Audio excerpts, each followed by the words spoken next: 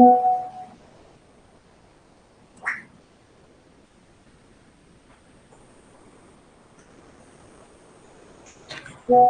so I think right now we are live. Good evening to all of you. एक minute जरा मैं camera सही कर लूँ थोड़ा.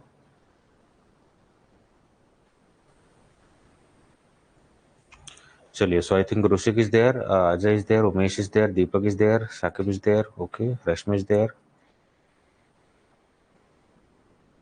okay is there, Preranjan is there, okay, Saurabh is there, okay.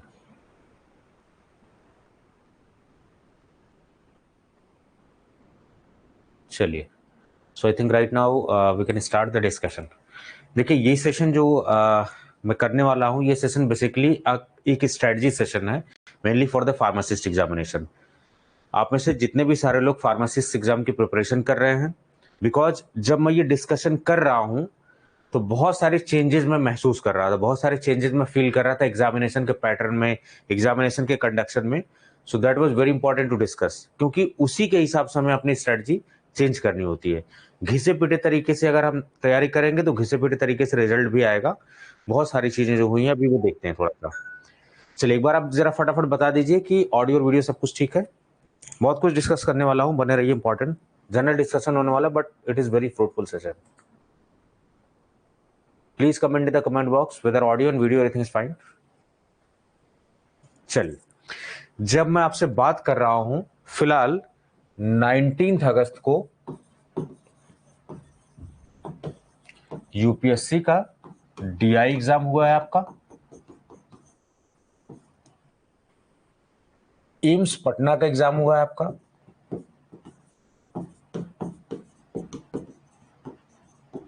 और अभी 4 सितंबर को, अभी काफी टाइम है, 4 सितंबर को जो है आपका एम्स रायपुर का होने वाला है. और आज आपका, जब मैं वीडियो आपसे बात कर रहा हूं, इंटरेक्ट कर रहा हूं, तो आज इसी 21 तारीख को ही आपका उड़ीसा ड्रग इंस्पेक्टर का रिजल्ट भी आया है, रिटन का. हर मुद्दे पे बात करेंगे क्योंकि एक दूसरे से लिंकेज है. आपको अगर सर इन सब एग्जाम से हमें क्या लेना देना है, इंपॉर्टेंट है, जरूर देखना है. सबसे पहले अपडेट दे दूं, ये जो उड़ीसा ड्रग इंस्पेक्टर का एग्जामिनेशन हुआ था, ये 19 मार्च को इसका पेपर हुआ था. और अभी इसका रिटन का रिजल्ट आया है. डॉक्यूमेंट वेरिफिकेशन और इंटरव्यू वगैरह के लिए, उसमें जो पर्सनालिटी टेस्ट है उसके लिए होना है. ठीक है.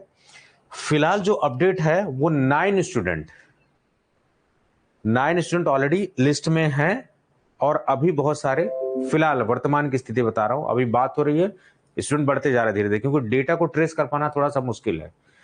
तो ये मैं इसलिए उपलब्धि के तौर पर नहीं बता रहा हूं, ये इसलिए बता रहा हूं कि इतने लोगों की जिंदगी बदलने वाली है और मैक्सिमम इसमें से हो जाएंगे 100%. ये सिंसियर कैंडिडेट हैं, फाइनल इसमें भी आएंगे. सबसे बड़ी बाधा जो होती है रिटन एग्जामिनेशन निकालना. और 100% मैं श्योर हूं कि कम से कम 10 बच्चे जो है सिलेक्ट होने वाले, 10 डीआई होने वाले, 10 लोगों का घर चेंज होने वाला है, 10 लोगों की पूरी जनरेशन चेंज होने वाली है. एम्स रायपुर और एम्स जितने बचे हुए एग्जामिनेशन हैं, ईएसआईसी का भी वैकेंसी आने वाली है, आरआरबी की वैकेंसी आने वाली है, DSSB की वैकेंसी आने वाली है. उन सब में क्या स्ट्रेटजी होने वाला, ये बड़ा इंपॉर्टेंट है. उसके बाद जितने भी बच्चे बी फार्मा वाले हैं, वो यूपीएससी डीआई की थ्रू सीडीएसयू में वैकेंसी आने वाली है. We are expecting more than 300 plus post. 2024 में चुनाव होने वाला है, तो आप एकदम अलर्ट मोड पर रहिए. If you are B pharmacy, अगर आप बी फार्मा है तो आप अलर्ट मोड पर रहिए. फार्मेसी के साथ साथ इसके साथ भी प्रिपरेशन आप करिए. ठीक है. एम्स पटना का जो एग्जाम हुआ उसका फीडबैक क्या बच्चों का रहा है, क्या हमें अपनी स्ट्रेटजी चेंज करना चाहिए, क्योंकि कम से कम 25 से 30 बच्चों की कॉल आई कि सर क्या सेम पैटर्न पढ़े या कुछ अलग होने वाला है. और जो यूपीएससी डीआई एग्जाम हुआ था उससे हम फार्मासिस्ट एग्जामिनेशन में क्या सीख सकते हैं, वो सब जरा बात करते हैं एक एक करके. चलिए, पहले सीख लेते हैं. कोई भी चीज हुई है उससे सीख क्या हम ले सकते हैं, वो जरा इंपॉर्टेंट है. So first point is, UPSC DI exam से हमें क्या सीखने की जरूरत है फार्मासिस्ट में. ध्यान से सुनिए, इंपॉर्टेंट है. यही सीखिए. छोटी छोटी जो क्लासेज है ना, ये आपके बहुत लाइफ चेंजिंग होती हैं. जो यूपीएससी का ड्रग इंस्पेक्टर एग्जामिनेशन, यूपीएससी का इस समय नाम डाल दिया गया है अनप्रेडिक्टेबल पब्लिक सर्विस कमीशन. इसको आप प्रेडिक्ट ही नहीं कर सकते। जैसे सिविल सर्विसेज का एग्जाम आता है, आपने सुना होगा इस बार सीसैट का पीटी में बहुत टिपिकल आ गया, आईआईटी सारे। अभी इससे पहले संसदीय पैनल रिकमेंड किया कि ये सारे इंजीनियर्स क्यों हो रहे हैं, 70% पोस्ट इंजीनियर्स फिल कर रहे हैं, बाकी आर्ट वाले कहाँ जाएंगे, बाकी अदर फील्ड वाले कहाँ जाएंगे, ये सारी चीजें। तो इस एग्जाम को जब आप देखोगे ओवरऑल, तो इनका ज्यादातर ध्यान कॉन्सेप्ट पे था, कॉन्सेप्चुअल बेस्ड क्वेश्चंस थे और स्टेटमेंट बेस्ड क्वेश्चंस थे।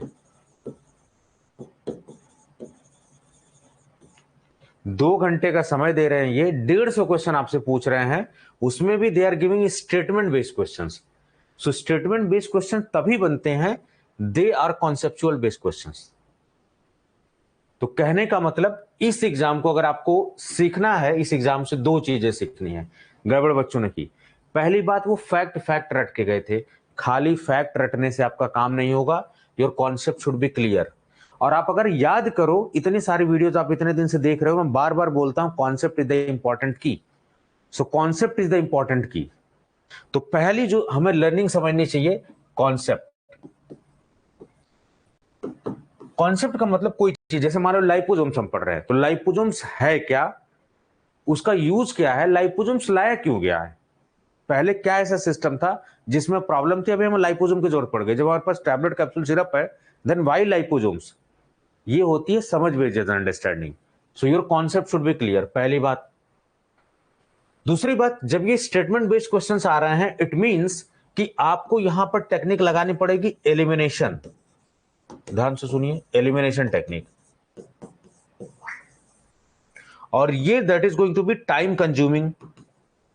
ध्यान से सुनिए, सब सीखिए आगे वाले जो एग्जाम आने वाले हैं, क्योंकि यही same pattern statement based questions AIIMS Patna में आपको देखने को मिला है। आधे लोगों की हवाइयां उड़ गई थी, बिल्कुल कह रहे थे सर यूपीएससी का डीआई पेपर तो ज्यादा आसान था, ये ज्यादा टिपिकल था। और एम्स के इतिहास में पहली बार हुआ है कि इतना टिपिकल पेपर आया है। मैं टिपिकल नहीं बोलूंगा, लेकिन कॉन्सेप्चुअल बेस्ड क्वेश्चन था। बात समझने की, अब वो पैटर्न नहीं रहा है घिसा पिटा, आपको अपनी तैयारी चेंज करना पड़ेगा, ठीक है। तो स्टेटमेंट बेस्ड जब क्वेश्चंस आ रहे हैं, तो इट मींस कि आपको एलिमिनेशन टेक्निक लगाना पड़ेगा। जब भी कभी कोई भी दुनिया का एग्जाम आप फार्मेसी का दीजिए, चाहे फार्मासिस्ट हो, जीपैट हो, डीआई हो, अगर निगेटिव मार्किंग है, try to use elimination technique. दूसरी सीख है, एलिमिनेशन टेक्निक लगाओ,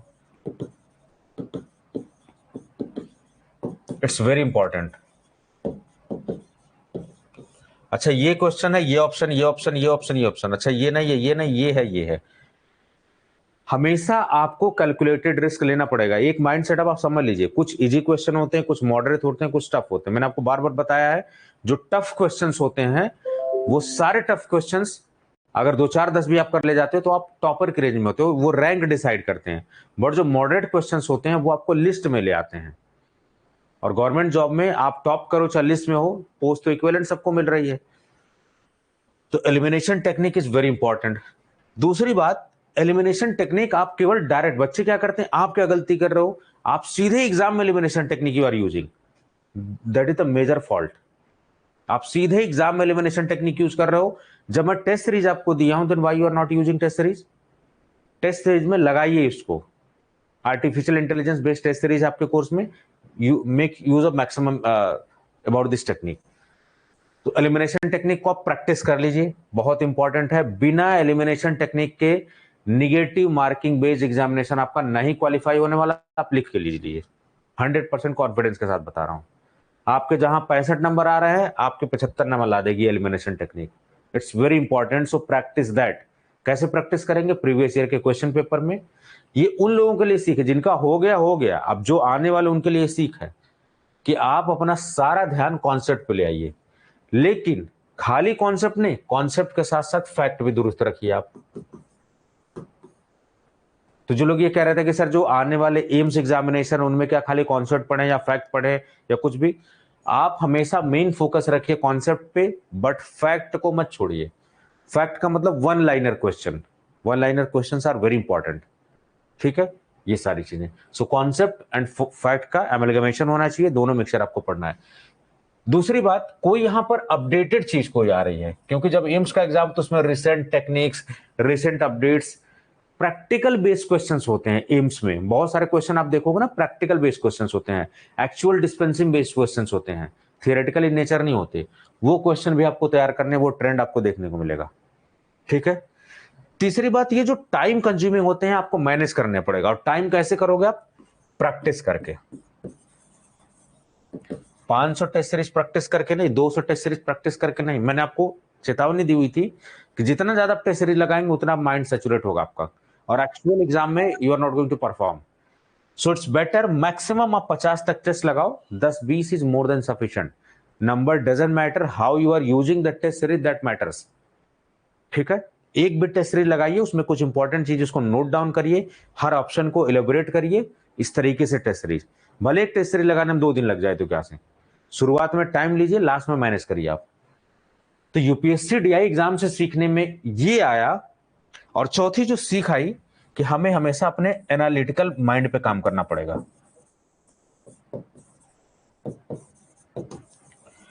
खाली पढ़ने, खाली रटने से नहीं होगा।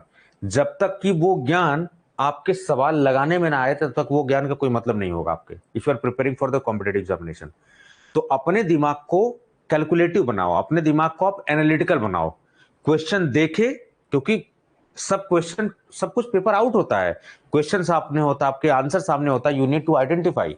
तो कहीं ना कहीं आपके अंदर एनालिटिकल कैपेबिलिटी, गेस की कैपेबिलिटी भी अच्छी होनी चाहिए, और वो प्रैक्टिस के साथ साथ आएगी। तो यूपीएससी डीआई एग्जाम से आप ट्रेंड एनालिसिस करिए। ठीक है, ट्रेंड एनालिसिस।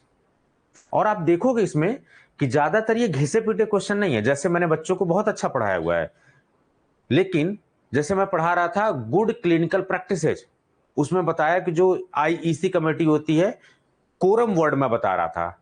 और एग्जाम में जिस दिन मैं बताया, 2 दिन पहले क्लास लिया था, एग्जाम में क्या पूछ दिया कि उस कोरम में कितने मेंबर होते हैं। पढ़ाया उनको कि कोरम क्या होता है, एग्जाम में क्या आ गया कि कोरम कितने मेंबर से डिसाइड होता है, अल्टीमेट डिसीजन कितने मेंबर से लिया जाता है। तो इसका यह मतलब है कि जब आप टॉपिक पढ़िए तो उसके थोड़ा अगल बगल भी देख के पढ़िए। It's very important. खाली स्टिक होके वही पढ़ के रहना वो अब रिलेवेंट नहीं रहेगा, आपको थोड़ा साइड वाइज पढ़ना भी पड़ेगा, उसके अगल बगल भी डीप नॉलेज अंडरस्टैंड रखना पड़ेगा। तो 5वीं चीज क्या है कि deep understanding is very important. चलिए, तो यूपीएससी डीआई एग्जाम से कुछ सीख है, वो सीखने की जरूरत है आपको। सबसे इंपॉर्टेंट बात है सिलेबस, टू द सिलेबस आप पढ़िए, फालतू कुछ भी मत पढ़िए, सिलेबस आपके पास पता होना चाहिए। एक मिनट में सवाल उठा रहा हूं, पहले मुझे थोड़ा सा। हाँ रोहित बताइए, प्रियरंजन बताइए। पहले जो इंपॉर्टेंट सीख मैं देना चाह रहा हूं वो आप समझ लीजिए, it's very important upcoming exams के लिए। तो अब ध्यान से सुनिए, ऐसे सारे एस्पिरेंट जो बी फार्मा है, यूपीएससी डीआई की जो अपकमिंग वैकेंसी सितंबर अक्टूबर में आ रही है, उनके लिए ये सब चीजें उन पे काम करना पड़ेगा। आप जितने यूपीएससी के प्रीवियस ईयर, आप बिहार डीआई का पेपर हुआ उसका लेवल अलग है, यूपीएससी का लेवल बहुत आगे है, समझ गया। तो यूपीएससी डीआई में आपको हमेशा ट्रेंड एनालिसिस करना पड़ेगा। अरे भाई साहब, केवल हैंड रेज ही करेंगे, पूछेंगे भी, गजब आदमी हो यार। तौकीर जी बताइए, रोहित जी कमेंट बॉक्स में लिखिए ना आप लोग, कमेंट जो भी पूछना है, मैं पढ़ रहा हूं सब कुछ, इतनी बड़ी स्क्रीन लगी है, मैं सब पढ़ रहा हूं, आप बताइए। अभी कट ऑफ वट ऑफ ये सब डिस्कस मत करिए, कट ऑफ में बाद में डिस्कस करूंगा, अभी उससे ज्यादा इंपॉर्टेंट है। फिर वही बात,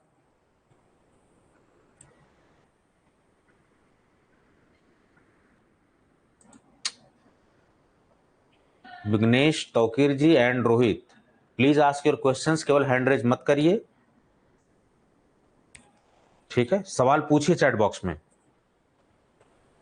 चलिए, इंपॉर्टेंट चीज है, यूपीएससी डीआई की जो तैयारी करना चाह रहे हैं, जो बच्चे देना चाह रहे हैं फ्यूचर में, वो आप ट्रेंड एनालिसिस करिए। ट्रेंड एनालिसिस करने से ये सब चीजों पे आप फैक्ट पे फोकस रखिए, कॉन्सेप्ट को भी दुरुस्त रखिए, एलिमिनेशन टेक्निक को ढेर से ढेर प्रैक्टिस करिए, ज्यादा ज्यादा इसको प्रैक्टिस करिए, ठीक है। एनालिटिकल माइंड अपनाइए, सही आंसर तक पहुंचने की कोशिश करिए, और लास्ट में आपको डीप अंडरस्टैंडिंग होनी चाहिए, और साइड वाइज चीजें भी थोड़ी बहुत पढ़ते रहिए आप, ठीक है। ये तो हिदायत मेरी आपके लिए, मेरे एज ए दोस्त, एज ए बड़ा भाई, as a teacher as a mentor suggestion यही होगा आपके लिए। जो एम्स का एग्जाम दे रहे हैं वो क्या सीख सकते हैं, आप सीखिए, क्योंकि सेम यही पैटर्न आप देखोगे आपके एम्स पटना में हुआ है। जब एम्स पटना का आप एग्जाम उठाओगे तो ज्यादातर statement based questions they are asking, और स्टेटमेंट बेस्ड क्वेश्चंस में टाइम आपका प्रॉब्लम करेगा, एलिमिनेशन आपको लगाना पड़ेगा। सो सेम सिचुएशन आपके लिए भी यही है कि आप कॉन्सेप्ट पे हमेशा फोकस रखिए। पहले भी फोकस करते थे, आज भी आप कॉन्सेप्ट पे फोकस करिए, प्लस फैक्ट पे भी फोकस करिए। Then after that practice more and more elimination technique, use more and more elimination technique. Analytical mind आपको यूज करना ही है। जाहिर सी बात है कि आपको ये टाइम वगैरह सारी चीजें थोड़ा सा समझ लेना है, तो प्रैक्टिस करिए आप। 2-3 पॉइंट इंपॉर्टेंट समझ में आई कि आपको कॉन्सेप्ट पर ही फोकस करना है, एलिमिनेशन टेक्निक ज्यादा फोकस करना है। जो एम्स रायपुर के स्टूडेंट है, एम्स अदर जो एग्जाम देने वाले हैं अपकमिंग आने वाला, उसके लिए ध्यान दीजिए। चलिए मैं जरा क्वेश्चन आपको देख लेता हूं। सर हैप कहां से प्रिपेयर करें? सर 14 दिन ही है, एम्स रायपुर को कैसे अप्रोच करना है? अभी मैं सब क्वेश्चन ले रहा हूं एक एक करके, ठीक है? पहले सीख लेते हैं जरा।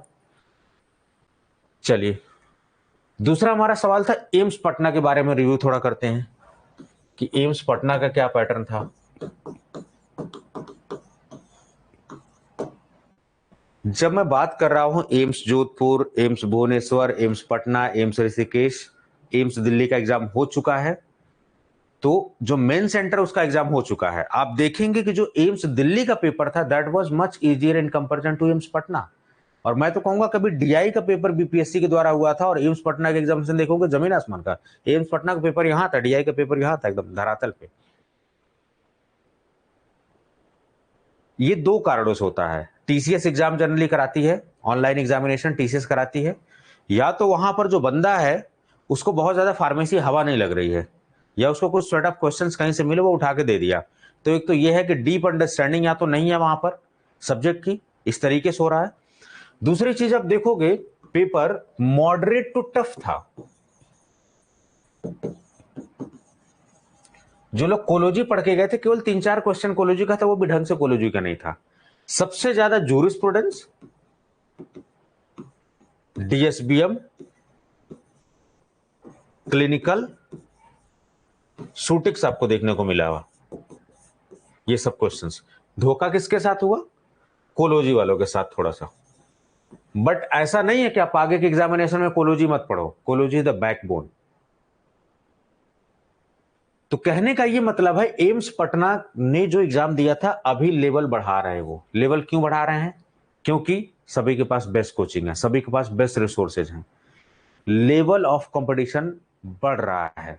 तो जाहिर सी बात है वो घिस्सा पिटा क्वेश्चन बनाएंगे, सब रटा रटा। हम लोग भी उसी पैटर्न को समझ चुके हैं, आप भी उसी पैटर्न को समझ रहे हो। So they need to change the pattern. तो ये आपको पैटर्न थोड़ा सा चेंज देखने को मिलेगा। तो जैसे यूपीएससी में मॉडरेट टू टफ पेपर बनाया था, वैसे ही एम्स पटना का पेपर भी मॉडरेट टू टफ था। जैसे यूपीएससी ने स्टेटमेंट बेस्ड क्वेश्चन बनाए थे, वैसे एम्स पटना ने भी स्टेटमेंट बेस्ड क्वेश्चन देखने को मिला आपको। और सेम इश्यू वहां टाइमिंग का फेस कर रहे थे बच्चे, यहां भी टाइमिंग का फेस किया उन्होंने। जो बच्चे वन लाइनर रट के गए थे वो वहां भी फेस कर रहे थे, यहां भी फेस कर रहे थे। यानी कि कॉन्सेप्ट आपको दुरुस्त करना पड़ेगा और टाइम मैनेज करना पड़ेगा, क्योंकि स्टेटमेंट बेस्ड क्वेश्चंस आ रहे हैं। अच्छा, आपने स्टेटमेंट ये पढ़ा, ये सही आ रहा, ठीक है, फिर स्टेटमेंट पढ़ा, ये नहीं आ रहा है, तो इस तरीके से एलिमिनेशन। तो वहां भी लोग एलिमिनेशन लगा रहे थे, आपको भी एलिमिनेशन लगाना पड़ेगा, बिना एलिमिनेशन काम नहीं होगा। समझ गए आप?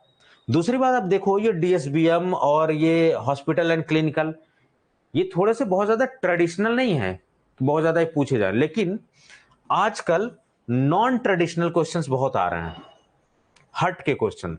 जो पहले घिसे पीटे जूरिस के आते थे, जो पहले घिसे पीटे सूटिक्स के आते थे, कोलोजी के आते, वो थोड़ा कम हो गए हैं। अभी जिन एरिया से क्वेश्चन नहीं पूछा जा रहा है वहां से पूछा जा रहा है। इट मीन्स कि जो आप ये कहते हो कि सर क्या क्या टॉपिक पढ़े, खाली यही पढ़ लें, अब वो बात नहीं रही। आपको पढ़ना सब कुछ पड़ेगा, पूरा सिलेबस। बट इंपॉर्टेंट जो सब्जेक्ट है उन पे ज्यादा फोकस होना चाहिए, क्योंकि उनका वेटेज ज्यादा होता है। तो एम्स पटना से सीख ये है, आप लीजिए कि आप क्वेश्चन ये मत सोचिए कि सबका पेपर एम्स पटना की तरह एम्स रायपुर का भी बहुत टफ आ जाएगा, या आने वाले पेपर बहुत टफ आने वाली है। But yes, there is a paradigm shift in the pattern. ये होने वाला है, आपको पैटर्न दिखने वाला है, ठीक है? तो आपको क्या करना है, वही सेम हिदायत आपको मैंने दिया, क्योंकि आपने देखा यूपीएससी वाले में भी सेम पैटर्न फॉलो कर रहे हैं, एम्स में भी पटना में सेम पैटर्न, जबकि वो पेपर पेन था, ये जो है सीबीटी बेस्ड था। तो आपको हर हाल में कॉन्सेप्ट, कॉन्सेप्ट नहीं छोड़ना है। एलिमिनेशन टेक्निक बार बार लगाना मैंने आपको बता दिया, ठीक है। हर वो चीज करनी है जिससे स्कोर आपका इंप्रूव होगा, एग्जामिनेशन में जो स्कोर इंप्रूव होगा, हर वो चीज आपको करनी है। जैसे मैंने आपको इसके पहले कि एम्स फार्मासिस्ट कैसे क्रैक करे एक वीडियो थे, उस पर 2,500-3,000 व्यूज भी हैं, लोगों ने देखा भी हुआ है। तो वो वीडियोस में मैंने आपको बताया हुआ कौन कौन सी टेक्निक है। जैसे प्रीवियस ईयर पेपर आपने एनालिसिस किया, जो इंपॉर्टेंट बातें लगी उसको लिख लिया, टेस्ट सीरीज में कुछ इंपॉर्टेंट बातें लगी लिख लिया, जो रिसेंट डीआई के पेपर और रिसेंट जीपैट के पेपर हो रहे हैं उन सब पेपर को क्वेश्चन को थोड़ा एक बार देख लीजिए। भले से फार्मेसी की तैयारी करना है, बट उन प्रीवियस ईयर के क्वेश्चन पेपर को आप देखो, कुछ इंपॉर्टेंट क्वेश्चन आपको लग रहा है उसको नोट डाउन कर लो। ये सारे वो तरीके हैं। और लास्ट में मैंने आपको बताया था रिवीजन, कि रिवीजन आपको करना है और एलिमिनेशन टेक्निक लगाना है। रिवीजन जितना ज्यादा करोगे, गलत होने के डाउट कम होंगे, उतने ही आपको एलिमिनेशन टेक्निक कम लगानी पड़ेगी, गलत होने की संभावना, तो ऑटोमेटिकली आपका स्कोर बढ़ेगा। तो हर वो तरीके करना जिससे स्कोर आपका इंप्रूव हो। रिवीजन इज द की, क्योंकि निगेटिव मार्किंग है। सो आपको अब एम्स पटना से क्या सीखना है, आपको एम्स पटना के एग्जाम से ये सीखना है कि आपको हर हाल में कॉन्सेप्ट ही फॉलो करना है, फैक्ट के साथ साथ। कहीं ऐसा ना हो कि खाली आप एक लाइनर पढ़ रहे हो, कॉन्सेप्ट छोड़ रहे हो। कहीं ऐसा ना हो कि खाली सारा सारा कॉन्सेप्ट आप पढ़ रहे हो और लाइनर छोड़ रहे हो। There should be a balance, ठीक है। चलिए एक बात, एलिमिनेशन टेक्निक को खूब प्रैक्टिस करिए, क्योंकि एलिमिनेशन टेक्निक आपका क्या करेगा, और रिवीजन जितना ज्यादा आप रिवीजन करोगे गलती कम होगी, उतना ही कंफ्यूजन कम होगा, आपका ऑटोमेटिकली स्कोर बढ़ेगा। एलिमिनेशन टेक्निक लगाइए, क्वेश्चन को लगाइए, इंप्रूव करिए अपने ऑप्शंस को, कॉन्सेप्ट बताई दिए मैंने, स्कोर बढ़ाने के जितने भी तरीके वो सारी चीजें आप करिए। और दूसरी बात, नॉन ट्रेडिशनल को मत छोड़िए। कुछ लोग क्या करते थे, डीएसबी में छोड़ के चले जाते थे, हॉस्पिटल क्लिनिकल पढ़ते ही नहीं थे, इग्नोर कर देते थे। ऐसा लग रहा है कि जैसे कुछ पंगा हो गया हो सब्जेक्ट से। इग्नोर नहीं करना, अगर आप इग्नोर करोगे तो महंगा पड़ेगा ये, it should not be ignored. Jurist वही है, देखिए की सब्जेक्ट पे आप फोकस रखिए, कोलोजी, भले से यहां पर कोलोजी कम आई, बट आप एम्स रायपुर वाले अदर लोग कोलोजी मत छोड़िए, कोलोजी इज वेरी इंपॉर्टेंट। कोलोजी, सूटिक्स, कोग्नोसी, जूरिस, these are the backbone subject, आप नहीं छोड़ सकते। एक एग्जाम में अगर ऐसा हो गया तो जरूरी नहीं हर एग्जाम में हो, ये सब्जेक्ट आपको पढ़ना ही पड़ेगा। बट सीख लेने वाली बात है कि नॉन ट्रेडिशनल सब्जेक्ट पर भी फोकस आपको देना पड़ेगा, ठीक है। कुछ मेमोरी बेस्ड क्वेश्चंस मैं आपको थोड़ा सा बताना चाहूंगा, जैसे एम्स के क्वेश्चन आए थे तो आप उससे समझ जाओगे। मुझे एक मिनट दीजिए जरा आप, अभी मैं सारे क्वेश्चन क्वेरी एक एक करके लूंगा, ठीक है। रुकिए, अभी पहले जो इंपॉर्टेंट डिस्कशन है स्पीक वो हो जाए। एक मिनट मुझे दीजिए जरा। कुछ बच्चों ने मुझे क्वेश्चंस एम्स का भेजा था, सो आई एम वेरी थैंकफुल, उन्होंने भेजा मुझे, क्योंकि एम्स का क्वेश्चन पेपर ऐसे डायरेक्टली अवेलेबल नहीं होता है। आप देखोगे जो रिसेंटली अभी दिल्ली का हुआ, लॉग इन करने के बाद आपको नहीं अवेलेबल, केवल उन्होंने रिजल्ट, रोल नंबर और ये सब जारी कर दिया। कुछ क्वेश्चंस मैं आपसे शेयर करता हूं, जैसे बिट्यूनॉल का स्ट्रक्चर पूछा था, Bronsted Lowry acid and base का कॉन्सेप्ट। तो आपको जब मैं आईपीसी में एसिड एंड बेस का कॉन्सेप्ट पढ़ाया था तो उसमें 3 थियरी है उसके कॉन्सेप्ट को, ये कॉन्सेप्ट बेस्ड क्वेश्चन था। एनाबोलिक स्टेरॉइड के एग्जांपल पूछा हुआ था, फैक्चुअल क्वेश्चन है। मैसरेशन क्या होता है, percolation, maceration, hot extraction, Soxhlet extraction, ये तीनों कॉन्सेप्ट है। तो ये जो मैसरेशन है ये कॉन्सेप्ट है, आपको पढ़ना पड़ेगा कि मैसरेशन में होता क्या है, सॉक्सलेट एक्सट्रैक्शन में क्या होता है, किस प्रकार की दवाइयां होती हैं, परकुलेशन क्या होता है, क्या क्या यूज होता है, मकसद क्या होता है। These are concept based questions. Hormones के बारे में आया था, ये एम्स पटना का क्वेश्चन पेपर बता रहा हूँ। Accessory organ of digestive system, तो डाइजेस्टिव सिस्टम जो है आपने पढ़ा है, बहुत अच्छे से पढ़ाया हुआ है। Drug acting on androgen receptors, ठीक है। व्हाइट मोल्ड्स पर क्वेश्चन आया हुआ था, ideal characteristics of semi solid, doses form पे, और आपके भी अभी डोसेस फॉर्म में है, तो डोसेस फॉर्म इंपॉर्टेंट है, वहां से सवाल आएगा ही आएगा, चाहे वो सेमी सॉलिड पूछ लें, चाहे कैप्सूल पूछ लें, चाहे टैबलेट पूछ लें, 100% सवाल आना है। Miss branded drug, statement based question आया था। आपको पता है कि जब मैं जूरिस्प्रूडेंस सबको पढ़ाया था तो उसमें बोला था कि miss branded drug, adulterated drug, spurious drug, ये एक बार समझ लीजिए, इट्स वेरी इंपॉर्टेंट, ये कॉन्सेप्ट है। अगर आप नहीं समझ पाए और यहां से सवाल आएगा, देखिए यहां भी एम्स पटना में आया था, आप खोलिएगा डीएनसीए की ये वीडियो, मैंने आपको वहां बार बार कई बार फोकस करके बताया वो क्या आएगा। सेम क्वेश्चन बीपीएससी डीआई में रिपीट हुआ, सेम क्वेश्चन आपका रिपीट हुआ एम्स पटना में, ठीक है। इंडोटॉक्सिन, आजकल इन सब पे ट्रेंड आ रहा है, टॉक्सॉइड पे आ रहा है, ठीक है, सेरा पे आ रहा है, एंटी सेरा पे आ रहा है, वैक्सीन पे क्वेश्चन आ रहा है। So vaccine is very important topic, छोड़ नहीं सकते आप, वैक्सीन पढ़ना पड़ेगा आपको। वैक्सीन में क्या, वैक्सीन बनती कैसे है, वैक्सीन के पार्ट कौन से होते हैं, स्टेबलाइजर क्या होता है, एडजुवेंट का काम क्या होता है, ठीक है, फिर कौन सी वैक्सीन कितने पे स्टोर की जाती है, लॉन्ग टर्म स्टोरेज के लिए कितना टेम्परेचर होगा, कोल्ड चेन क्या है, एम्बिएंट टेम्परेचर क्या है, नॉर्मल स्टोरेज कंडीशन क्या है, these are very important things. Zolpidem, Z category के ड्रग्स आपकी हैं जब सेडेटिव हिप्नोटिक पढ़ोगे आप तो। चलो, कंपैटिबिलिटी पे क्वेश्चंस है। जूरिस्प्रूडेंस में मैंने आपको क्या बताया, जब आप जूरिस्प्रूडेंस तो कमिटीज भी पढ़िए, तो इसमें देखिए सवाल आया था पीसीआई में कितने इलेक्टेड मेंबर्स, तो जॉइंट फार्मेसी काउंसिल हो तो उसमें सारी चीजें पूछा हुआ है। डेफिनेशन, मैंने आपको जब जूरिस्प्रूडेंस में एक्ट कोई भी पढ़ा है तो मैंने आपको कुछ डेफिनेशंस बताई हुई है कि इस एक्ट में ये डेफिनेशन इंपॉर्टेंट है। देखिए डेफिनेशन ओपीएम की पूछी गई थी। आप फार्मासिस्ट हैं तो आपको पता होना चाहिए कि रिटेल के लिए यानी कि लीगल क्या क्या रिक्वायरमेंट है, क्या क्वालिफिकेशन जरूरी है, कितना एरिया चाहिए, क्या 10 स्क्वायर मीटर चाहिए आपको या 15 स्क्वायर मीटर चाहिए अगर रिटेल होलसेल एक साथ खोलना चाहते हैं। ये सब छोटी छोटी बातें हैं, ये कहां डिस्कस की गई है, शेड्यूल एन में डिस्कस की गई है, minimum requirements to open a store, ठीक है। बायोएथिक्स पे सवाल आया था,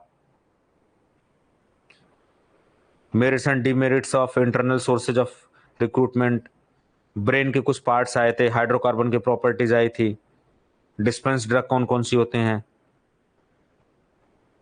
ठीक है। डायरेटिक्स पे स्टेटमेंट बेस्ड क्वेश्चंस आए हुए थे, डिफरेंट आई पार्ट्स उसके फंक्शन आए थे, offences and penalties, offences and penalties forms, these are very important. तो जहां पर भी ऑफेंसेज एंड पेनल्टीज हैं, फॉर्म्स है, जूरिस्प्रूडेंस में अच्छे से पढ़िए। अब जूरिस्प्रूडेंस खाली वो schedule A, schedule B, schedule C ऐसे रटने से कुछ नहीं होने वाला है, नॉन ट्रेडिशनल भी पूछ रहे हैं, आपको डीप थोड़ा पढ़ना पड़ेगा जूरिस्प्रूडेंस, ये सब बातें। ये कुछ क्वेश्चन हैं एम्स पटना के जो आए हुए थे, थोड़ा सा ये तो एम्स पटना की भी आपने सीख ले ली, ये सारी चीजें आने वाले जितने भी एम्स रायपुर हो कुछ भी हो उसमें ये सारी चीजें इंक्लूड करेंगे। भाई चंद्रयान 3 अभी हमारा पहुंचने वाला है, 23 को शाम को 6 बजे पहुंच जाएगा। तो हमने चंद्रयान 2 से सीखा है, और खाली सीखा ही नहीं है कि चंद्रयान 2 में गड़बड़ी क्या हुई थी। अगर हम कहीं फेल होते हैं तो सीखना बहुत जरूरी है, क्योंकि अगर सेम कोशिश करेंगे तो सेम रिजल्ट हमको मिलेगा। इसरो ने भी सीखा, हमें भी सीखना चाहिए, दुनिया में आपको सीखना चाहिए। तो आप सीखिए कि पहले क्या प्रॉब्लम हुई, उस प्रॉब्लम को दूर करिए।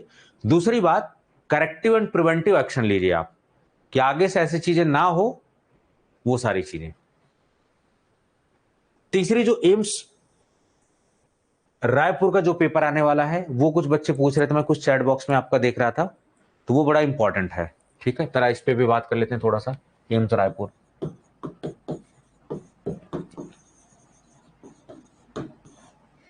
अब तक हमने क्या सीखा, हमने सीखा कि हमें कॉन्सेप्ट प्लस फैक्ट दोनों लेके चलना है। अब तक हमने सीखा कि हमें रिवीजन पे फोकस ज्यादा करना है। अब तक हमने सीखा कि एलिमिनेशन टेक्निक ज्यादा यूज करना है। अब तक हमने चीजें सीखा कि जो भी चीजें हम पढ़ रहे हैं वो हमें स्कोर को इंप्रूव करने वाली चीजें, वो सारी टेक्निक लगानी है। और आपको याद हो जो मैंने एग्जाम से पहले जो वीडियो 1.5 महीना पहले बनाई तो उन सब में ये पॉइंट डिस्कस किए हुए थे। आप देखिए एग्जाम में वो आप महसूस कर रहे हो। तो ऐसे नहीं मैंने शेयर किया हवाबाजी में, जो 10 साल का पिछला एक्सपीरियंस है मेरा, वो सारी चीजें हैं, ठीक है। एम्स रायपुर वाले आप देखिए 14 दिन में क्या कर सकते हैं। पहली बात, अभी आप नया पढ़ सकते हैं, ऐसा नहीं कि आप नया नहीं पढ़ सकते हैं। बेसिक पैटर्न होता था किसी एग्जाम को, आप एग्जाम को समझिए, उसके सिलेबस को समझिए। तो चाहे जो लोग पढ़ रहे हो, चाहे जो लोग नए हो, अब से भी पढ़ना चाह रहे हो, ठीक है। आप सभी को पता है कि मंजिल बैच हमने डेडिकेटेड लॉन्च किया हुआ है, और संकल्प बैच भी है, उसमें भी आप, तो संकल्प बैच जो है वो एम्स और अदर फार्मेसिस्ट सबके लिए है, एम्स आप मंजिल बैच डेडिकेटेड एम्स के लिए है। तो सिलेबस को आपको अच्छे से एक बार देखना है, फिर आपको स्टडी मटेरियल जितने प्रीवियस ईयर के क्वेश्चन पेपर हैं, सेम पैटर्न प्रीवियस ईयर के क्वेश्चन पेपर आप देखिए, जैसे मैंने अभी आपको एक आइडिया दे दिया, ठीक है। जितने अदर ईएसआईसी, आरआरबी, सीजीएचएस, जितने फार्मासिस्ट का पेपर है, सब एकदम बिल्कुल ट्रेंड एनालिसिस करिए, सबको रोज पढ़िए, देखते रहिए कि क्या पूछ रहा है। डीआई का कोई एग्जाम हो रहा है लेटेस्ट, उसको भी देखते रहिए, क्या क्वेश्चन आया जो नया उसको लिख लीजिए, ठीक है, वो सब स्कोर इंप्रूव करने की कोशिश करेगा। और उसके बाद जो स्टडी मटेरियल में आप सभी को पता है कि मैंने आपको डेडिकेटेड जो है मंजिल बैच दिया हुआ और संकल्प बैच दिया हुआ है। उसमें प्रॉपरली आपका जो डिप्लोमा बेस पता है आपको पैटर्न, जैसे एम्स पटना का 100% फार्मेसी आया था, एम्स रायपुर में आपका 75-25, तो जो 75 है वो फार्मेसी वाला पोर्शन है। सीबीटी का पार्ट 2, सीबीटी का पार्ट 1 जो है नॉन जीएस वाले और जीएस वाले जो पोर्शन है वो सब आ रहे हैं सारी चीजें। तो आपको ये समझना पड़ेगा, थोड़ा पैटर्न आप समझिए। जो 75 नंबर हो चाहे 100 नंबर, वो कहां से आ रहा है? डिप्लोमा बेस्ड सिलेबस आ रहा है। सो डिप्लोमा का जो पीसीआई अप्रूव्ड सिलेबस है वही आपका सिलेबस है, कुछ अलग एम्स में नहीं दिया हुआ है, वही सिलेबस उन्होंने भी छाप दिया हुआ है। ठीक है, ये सारी चीजें। अब मैंने आपको क्या बताया था कि आपको पढ़ना क्या है, जो भी कोर्स में दिया गया है कोर्स को बेस्ट यूज करना है आपको। अब देखिए, जो पहले से पढ़ रहे होंगे वो सारी वीडियो सिस्टमेटिकली, बहुत सारे, मुझे बड़ा अफसोस के साथ कहना पड़ रहा है कि आप लोग जब कोर्स परचेज करते हो तो आप इतनी भी जहमत नहीं समझते कि एक बार ट्यूटर से बात कर लिया जाए, सीधे पढ़ना स्टार्ट कर दे। एक बार at least you need to talk to the tutor, और बाद में फिर जब आपको समझ में नहीं आता कौन सी वीडियो कहाँ है क्या है, तो फिर आप टीचर को फिर भला बुरा कहना चालू, फिर फ्रस्ट्रेशन वो चैट बॉक्स में निकलती है। ऐसा मत करिए, आपसे विनम्र निवेदन है। जो लोग पहले से पढ़ते आ रहे हैं, जो अब पढ़ रहे हैं, स्टडी मटेरियल को अच्छे से यूज करिए ध्यान से।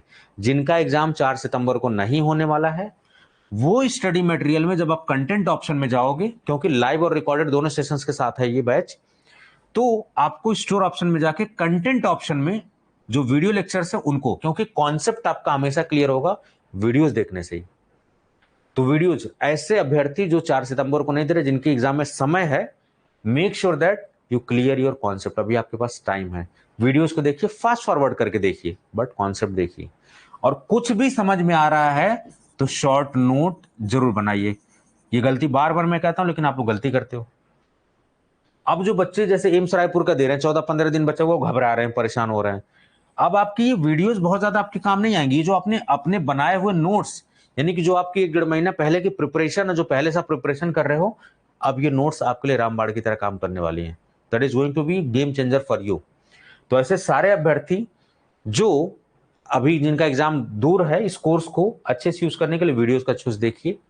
वीडियो बेस्ड ही सारे नोट्स भी हैं, तो आपको वीडियोस को देखना है, कॉन्सेप्ट आपका क्लियर हो जाएगा, फैक्ट भी क्लियर हो जाएगा, मोर देन सफिशिएंट है कोर्स। फिर भी आपके पास टाइम है तो आप स्टडी मटेरियल वगैरह जो है स्टैंडर्ड बुक फॉलो करिए जो आपके पास घर में पड़ी हुई है। एक्स्ट्रा कुछ खरीदने की जरूरत नहीं है, सब कुछ कंप्लीट आपको मिल रहा है। वो लोग जिनका 4 तारीख को पेपर है, आपने जो नोट बनाया है यही काम, अगर आपने नहीं नोट बनाया तो भैया आपका कुछ नहीं हो सकता, हम कुछ कह नहीं सकते। आपने नोट बनाया हुआ है तो अच्छे से आप इसको रिवाइज करिए, क्योंकि 14 दिन में ये सारी वीडियोस आप नहीं देख पाओगे और वीडियोस आप दोबारा नहीं रिवाइज कर सकते, तो you need to make short note. ठीक है, तो ये जो शॉर्ट नोट आपने बनाया है इसको बार बार रिवाइज करिए, एक बात। दूसरी बात, जितने प्रीवियस ईयर के क्वेश्चन पेपर है साथ साथ एनालिसिस भी करते रहिए। सिलेबस को बीच बीच में देखते रहिए ताकि आप कुछ भी फालतू ना पढ़ें। सिलेबस टिक करते रहिए, आज मैंने ये पढ़ लिया, आज मैंने ये पढ़ लिया, आज मैंने ये पढ़ लिया। तो सिलेबस साथ में रखिए, प्रीवियस ईयर क्वेश्चन पेपर के एनालिसिस करते रहिए, रिवीजन करते रहिए, और जो टॉपिक छूटा हुआ है, मिसिंग है, उसको सिलेबस को कंप्लीट करते रहिए। जो टॉपिक मिसिंग है अभी, क्योंकि आपके बैच में लाइव क्लासेस चल रही है, अभी बहुत कुछ टॉपिक बचा हुआ है, वो मैं करवा रहा हूं, धीरे धीरे सब हो जाएगा, टेंशन मत लीजिए। ठीक है, कुछ टॉपिक सेलेक्टेड बचे हुए हैं तो मैं यहां पर करवा भी रहा हूं। मेनली ज्यादातर आपका कंटेंट आ चुका है, जो आ चुका है उस पर ज्यादा फोकस रखिए, कि जो लाइव आने वाली उस पर आप ज्यादा फोकस कर रहे हो, पता लगा ये सारा कंटेंट छूट जाए। तो कंटेंट ऑप्शन में जाके, स्टोर ऑप्शन में जाके, कंटेंट ऑप्शन में सीरियली सब्जेक्ट वाइज पढ़ना है। जो लाइव क्लासेस टैब है वहां की वीडियो मैं उठा उठा के यहाँ अरेंज कर दूंगा, सो दैट कोई भी कंफ्यूजन ना हो आपको। तो मेन फोकस ऐसे सारे अभ्यर्थी जिनका एग्जाम 4 सितंबर को नहीं है, आप अच्छे से वीडियो देखिए, शॉर्ट नोट बनाइए, उसको बार बार रिवाइज करिए, रिवीजन करने के बाद टेस्ट सीरीज दीजिए, फिर नेक्स्ट सब्जेक्ट, फिर नेक्स्ट सब्जेक्ट, फिर नेक्स्ट सब्जेक्ट। और जो लोग जिनका पेपर है, आप इसको बार बार नोट्स को रिवाइज करिए, सिलेबस को बीच बीच में देखते रहिए, प्रीवियस ईयर क्वेश्चन पेपर को भी पढ़ते रहिए, एक एक क्वेश्चन पेपर, दो क्वेश्चन पेपर लगाते रहो आप।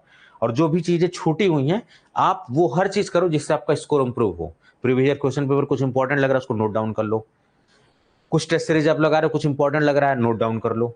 ठीक है, कुछ टॉपिक मिसिंग है, जो टॉपिक आप नहीं पढ़ पा रहे हो, आपको लग रहा है कि लाइव क्लासेस थोड़ा डिले है, खुद से भी सेल्फ स्टडी टर्म है, आप पढ़ते रहो, तो अपने नॉलेज बेस को चौड़ा करो, आप ब्रॉड करो। ठीक है, रिवीजन करो, रिवीजन करने के बाद सेम आप प्रैक्टिस करो, टेस्ट सीरीज लगाओ, और टेस्ट सीरीज लगा के आप एग्जाम देने जाओ, सेम पैटर्न है। तो लास्ट मोमेंट पे आप ज्यादा से ज्यादा रिवाइज करिए। Your revision should be, your main focus should be on the revision. उसके बाद रिवीजन के बाद आप प्रैक्टिस करिए, प्रैक्टिस में एलिमिनेशन टेक्निक लगाइए, वो सारी चीजें, ठीक है। हर वो चीज करिए जिससे स्कोर इंप्रूव हो। प्रीवियस ईयर क्वेश्चन पेपर को देखिए, जो इंपॉर्टेंट है उसको लगाइए, जो नए टॉपिक छूटे हुए हैं उनको पूरा करने की कोशिश करिए, सिलेबस को बीच बीच में देखते रहिए, ठीक है। अदर जो डीआई के एग्जाम हो रहा है उनके भी पेपर एक आध बार सरसरी निगाह से देख लो, जीपैट का पेपर जो हुआ वो भी सीसेट आप सरसरी निगाह से देख लो। ये सारी चीजें करो आप, एम्स रायपुर वाले जिनका अपकमिंग एग्जामिनेशन आने वाला है, ठीक है। ये सारी चीजें हैं, बेसिक पैटर्न है, आपको कुछ अलग चेंज करने की जरूरत नहीं है। अभी अभी अलग आप करोगे तो सब मामला गड़बड़ हो जाएगा। बाकी कॉन्सेप्ट फैक्ट पे वीडियो जब आप देखोगे आपका कॉन्सेप्ट फैक्ट क्लियर हो जाएगा। नोट बनाओगे तो इजी टू रिवाइज होगा, आपका रिवीजन होगा, गलती कम होगी, स्कोर ऑटोमेटिकली इंप्रूव होगा। टेस्ट सीरीज जब भी आप लगाओ तो 3 मॉडल में टेस्ट सीरीज मैंने दी हुई है, ऑफलाइन, ऑनलाइन, एमसीक्यूज बेस्ड।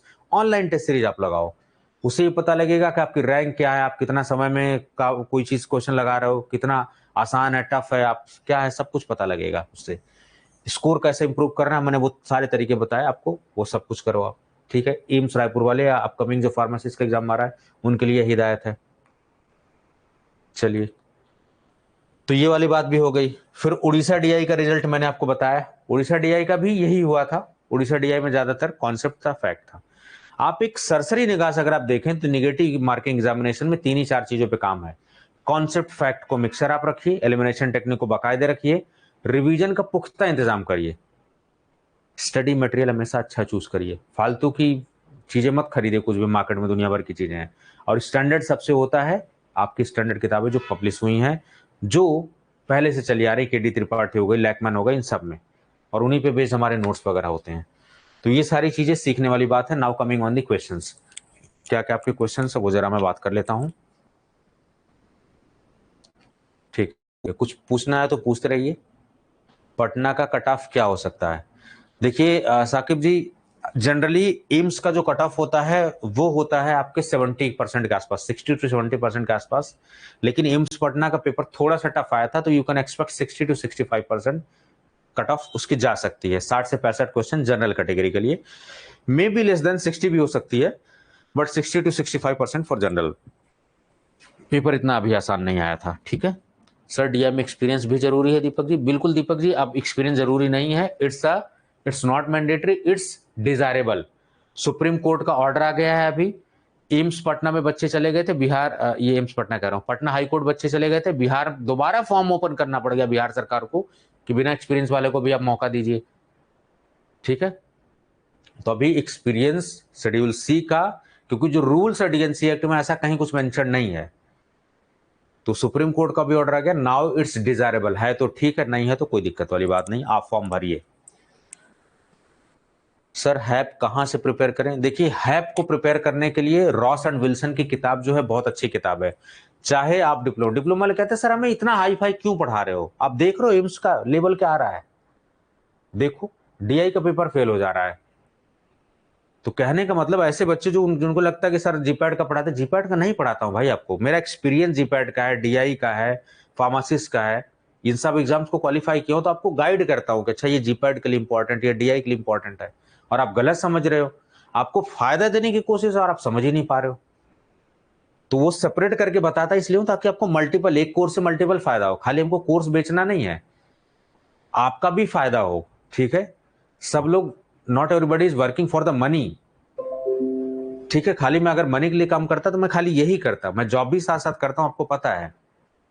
तो मेरा मेन फोकस इस पे नहीं रहता कि पैसे कैसे, मेन फोकस रहता है कैसे लोगों की जिंदगी बेहतर की जाए, क्योंकि मेरे समय में मुझे चीजें नहीं मिली हैं उस तरीके की चीजें, मुझे कोई बताने वाला नहीं उस समय ढंग से मिला। मेरे टीचर भी मुझे पढ़ाते अच्छा थे, नो डाउट अच्छा पढ़ाते थे, बट कॉम्पिटेटिव अप्रोच नहीं दे पाए वो लोग।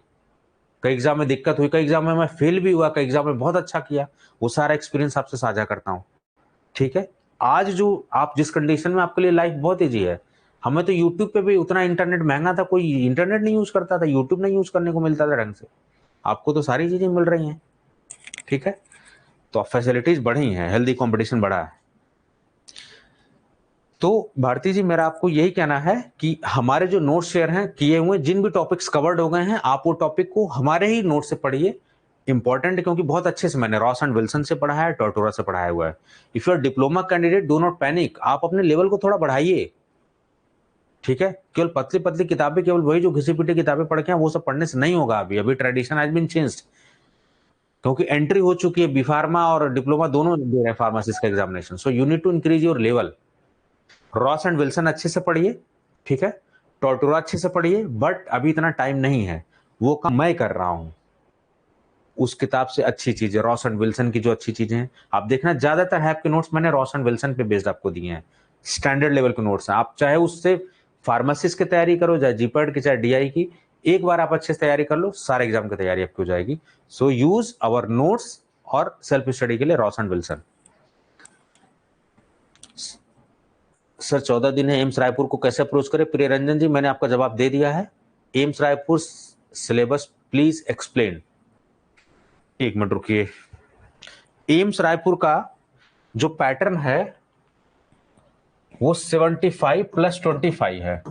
25 नॉन टेक्निकल हो गए और ये टेक्निकल। टेक्निकल बोले तो आपके फार्मेसी का, और ये सीबीटी का पार्ट 2 पार्ट 1 इसी तरीके से दिया गया है। ठीक है, कुछ रीजनिंग के क्वेश्चंस, कुछ मैथ के क्वेश्चंस, ठीक है, कुछ जीके के क्वेश्चंस। एम्स में एक ट्रेंड देखा गया कि करंट अफेयर बेस्ड क्वेश्चंस पूछते हैं, so they are asking current affair based questions also. तो आपको करंट अफेयर भी पढ़ना पड़ेगा पिछले 6 महीने का। ठीक है, चलिए ये भी ध्यान रखिए। अब जैसे सब लोग क्या करेंगे, सब लोग यही पढ़ के जाएंगे। एम्स दिल्ली में करंट अफेयर दबा के पूछा हुआ था, 7-8 क्वेश्चन पूछ दिया, वहीं चक्कर खा के लोग गिर गए। सर ये क्या हो गया, ये तो हमारे साथ धोखा हो गया, ये चोल बोना। तो ऐसे थोड़ी ना होगा, तो आपको पढ़ना पड़ेगा। दूसरी बात, नॉन टेक्निकल सेक्शन के लिए हमने वीडियोस भी दिए हैं, नोट्स भी दिए हैं, वो मोर देन सफिशिएंट है। बट अभी कहीं सब सेपरेट कोचिंग केवल नॉन टेक्निकल के लिए आप पढ़ने जाओगे तो वो एसएससी लेवल का पढ़ाते हैं। जब आपके पास यूट्यूब है, इतना बेस्ट सोर्स आपके पास है, तो आपको कहीं कोचिंग लेने की जरूरत नहीं, खास करके नॉन टेक्निकल के लिए। आप सीधे, जैसे मान लो सिलेबस दिया हुआ है, सिलेबस में नॉन टेक्निकल में क्या क्या पूछे जाने वाले हैं, ये कहां है, ये एडवर्टाइजमेंट में दिया हुआ है। तो जो एडवर्टाइजमेंट है वो समझिए थोड़ा सा आप, उसमें पैटर्न भी दिया हुआ है, लास्ट में सिलेबस भी दिया हुआ है, फार्मासिस्ट ग्रेड 2 का सब कुछ मेंशन है प्रॉपरली। तो वो टॉपिक नोट डाउन कर लीजिए, उन टॉपिक को एक एक ढूंढ ढूंढ के, जैसे प्रॉफिट एंड लॉस पढ़ना है तो प्रॉफिट एंड लॉस आपने यूट्यूब पे डाला, आपके पास 2-3 टीचर की वीडियो है, जिन टीचर की बात समझ में आ रही है उनसे पढ़िए। बेस्ट तो वही है ना, जिनकी बात समझ में आ रही है, और खाली समझ में आने से काम नहीं होगा, जिनसे सिलेक्शन भी हो, जिनका लेवल भी पढ़ाने का अच्छा हो। तो उन वीडियो से 1 घंटे में आपने प्रॉफिट एंड लॉस, 1 घंटे में कंपाउंड इंटरेस्ट, सिंपल इंटरेस्ट, 1 घंटे में आपने सिटिंग अरेंजमेंट रीजनिंग का पढ़ लिया। मात्र आप 1 हफ्ते में मैथ रीजनिंग बहुत अच्छे से प्रिपेयर कर सकते हो। 1 हफ्ता अगर आप डेडिकेटेड दे दो तो 3-4 दिन भी काफी होता है, अगर आप 6-6 घंटा भी दे रहे हो तो यूट्यूब का सपोर्ट लीजिए, कॉन्सेप्ट को पढ़ लीजिए, और जो हमारे क्वेश्चन दिए हैं वहां से भी कॉन्सेप्ट आप क्लियर कर लो, क्वेश्चन को प्रैक्टिस कर लो। Reasoning maths is all about practice. जितना प्रैक्टिस करेंगे उतना ही रीजनिंग मैथ आपके निखर के आएगी। प्रैक्टिस नहीं करेंगे सब भूल जाएंगे, जीरो हो जाएंगे। बाकी जो ये फार्मेसी का पोर्शन है, डिप्लोमा बेस्ड सिलेबस है। कुछ दिन पहले मैंने आपकी बैच में ऐसे सारे अभ्यर्थी, आपको सारा सिलेबस पढ़ना है जिनका एग्जाम अभी नहीं है, एम्स का टाइम है। जिनका एग्जाम है मैंने एक पीडीएफ शेयर की हुई है, उस पर हाईलाइट किया हुआ है, अंडरलाइन कर करके भेजा है। तो जिनका एम्स रायपुर का पेपर होने वाला है, आप अगर कुछ नहीं पढ़ पाए तो वो हाईलाइटेड चीज पढ़ के चले जाओ कम से कम। More than 80% syllabus will be covered and you will be in the range of selection. ये टेक्निक वो लोग ना अपनाए, वैधानिक चेतावनी, जिनका एग्जाम अभी नहीं है। ये उन्हीं के लिए कारगर है जिनका भी एग्जाम है। जिनका अभी टाइम है वो पूरा सिलेबस पढ़ें, जिनका नहीं टाइमिंग है, अभी ज्यादा बचा हुआ, वो सिलेक्टेड चीज पढ़ के जाए। That is more than sufficient. चलिए, एक ये भी हो गया। सर बैंकिंग से क्वेश्चन थे, थोड़े बहुत क्वेश्चन बैंकिंग से थे, वो डीएसबीएम के थ्रू, क्योंकि डीएसबीएम में बजट प्रिपरेशन, अकाउंटिंग, ये सब।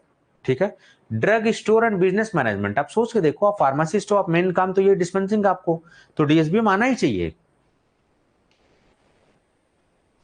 बट उसमें पहले का क्वेश्चन पूछे जाते तो हॉस्पिटल फॉर्मुलरी से पीटीसी से, इन्वेंट्री कंट्रोल से। अभी भी इस पे सवाल आ रहे हैं, बट नॉन कन्वेंशनल भी आ रहे हैं, डिस्पेंसिंग फ्लोर डिस्पेंसिंग मेथड पे बेस्ड क्वेश्चंस आ रहे हैं, बजटिंग पे आ रहे हैं। ये सब नॉन ट्रेडिशनल क्षेत्र है, जहां से सवाल कम पूछे जा रहे थे वहां से आ रहे हैं अब। Sir question review AIIMS Patna, Vignesh ji मैंने क्वेश्चन अभी बताया सारी चीजें। Sir please provide question of AIIMS Delhi and AIIMS Patna. AIIMS Patna का क्वेश्चन तो मैंने वीडियो में ही बोल दिया, मैक्सिमम मेमोरी बेस्ड क्वेश्चन ही मिलेंगे, उन्हें कंटेंट में ऐड कर दीजिए। ठीक है, मैं कर दूंगा। रायपुर सिलेबस प्लीज एक्सप्लेन कर दिया। सर डी फार्मेसी वाले एक्सपीरियंस वाले sir D pharmacy with experience वाले डीआई एलिजिबल है? नहीं, D pharmacy with experience is not eligible for DI. DI के लिए देखिए मिनिमम एलिजिबिलिटी क्राइटेरिया है ग्रेजुएशन, आपका बी फार्मा होना चाहिए। और दूसरी चीज आपका एमबीबीएस डिग्री के साथ MD in specialisation with clinical pharmacology या माइक्रोबायोलॉजी। अभी एमपीडीआई का एग्जाम जो पिछले साल हुआ था 2022 में, उसमें खाली प्लेन माइक्रोबायोलॉजी वाले लोगों ने भर दिया था, जबकि plain microbiology is not eligible for drug inspector examination.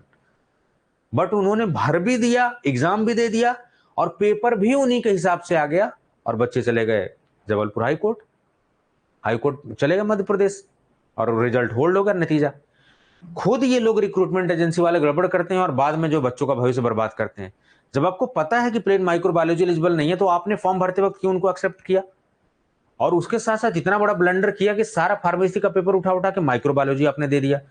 उसमें डाला था इंट्रोडक्शन टू माइक्रोबायोलॉजी, और आप पेपर देखेंगे 60% microbiology.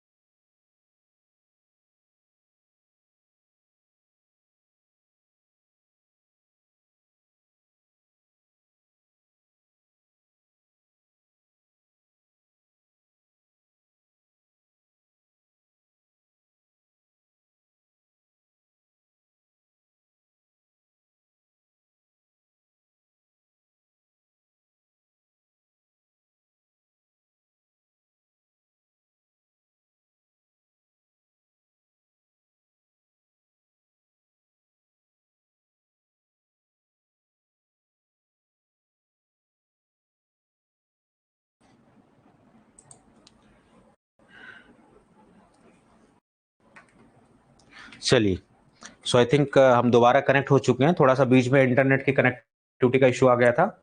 So right now we are live I think. ठीक है, आप एक बार जरा मुझे चैट बॉक्स में बताइए, is everything all right? Screen दिख रही है आपको, मेरी आवाज सब कुछ सही आ रही है? एक बार कंफर्म कर दीजिए चैट बॉक्स में, क्योंकि नेटवर्क थोड़ी देर के लिए डिस्कनेक्ट हो गया था। Clear sir, okay. Kirti ji, last सवाल आपका मैं जवाब दे रहा था, कोलोजी डोज में drug is required. Yes absolutely, it's important, लेकिन सारे ड्रग का नहीं। जितने भी इंपॉर्टेंट ड्रग की क्लासिफिकेशन है, अब जैसे मान लीजिए सीडेटिव हिप्नोटिक पढ़ रहे हैं, उसमें सबसे इंपॉर्टेंट डाइजेपाम। डाइजेपाम को आप छोड़ ही नहीं सकते, डाइजेपाम का डोज आपको पता होना चाहिए।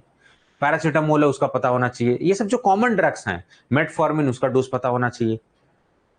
ठीक है, जो कैल्शियम चैनल ब्लॉकर में जो प्रोटोटाइप, यानी कि जो भी ड्रग आप पढ़ रहे हो, उस क्लास के जो रिप्रेजेंटेटिव ड्रग है, जो सबसे इंपॉर्टेंट है, उसका एटलीस्ट डोज आपको पता होना चाहिए। और ये आप कहां से पढ़ोगे? केडी त्रिपाठी से। केडी त्रिपाठी की जो क्लासिफिकेशन की पतली सी बुक है, मेरे पास शायद है, अभी दिखाता हूं आपको। इसमें डोज और क्लासिफिकेशन वगैरह दिया हुआ है। 100-150 की ये बुक है।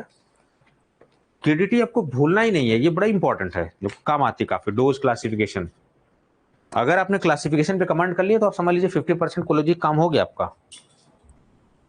केमिस्ट्री में मदद आएगा, केमिस्ट्री कोलोजी साथ ही पढ़ी जाती है। All is visible, okay. Yes sir, all is okay. Okay sir, one liner question कहां से पढ़ें? देखिए, मैं एक चीज पे काम कर रहा हूं, वन लाइनर वाले पे भी काम मैं कर रहा हूं। वन लाइनर क्वेश्चन आपको ऐसे अचानक एक जगह नहीं मिल जाएंगे। जो वीडियोज आप पढ़ते हो ना, उसमें होता फैक्ट होते हैं, वो वहीं से वो फैक्ट आप 15-20 दिन, एक महीने पहले की मत जो आपकी मेहनत है ना, वही लास्ट मोमेंट पे आपको हेल्प करती है। तो इस कोर्स को आप खंगालिए बेस्ट, जितना बढ़िया से आप इस कोर्स को खंगाल के यूज करेंगे उतना ही सिलेक्शन करीब आप जाएंगे। आपको सब कुछ दिया गया है, आपको बेस्ट यूटिलाइज करना है इस कोर्स को। सर केमिस्ट्री कहाँ से पढ़ें? देखिए केमिस्ट्री, आपकी जो फार्मास्यूटिकल केमिस्ट्री पूछी जा रही है, केमिस्ट्री के लिए एस एन पांडे की भी बुक है, वहां से भी पढ़ सकते हैं। ठीक है, विकी कपूर साहब की बुक है, वहां से भी पढ़ सकते हैं। ये सब बी फार्मा के लेवल की अच्छी किताबें हैं, वहां से पढ़ सकते हो। ठीक है, चटवाल की किताब है, चटवाल की किताब से भी पढ़ सकते हो।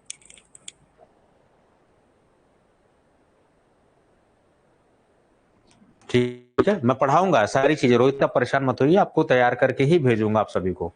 आधे अधूरी तैयारी के साथ नहीं भेजूंगा, तैयार करके ही भेजूंगा, क्योंकि आपका ये जो बैच है इसमें मैं लाइव कराऊंगा सारी चीजें।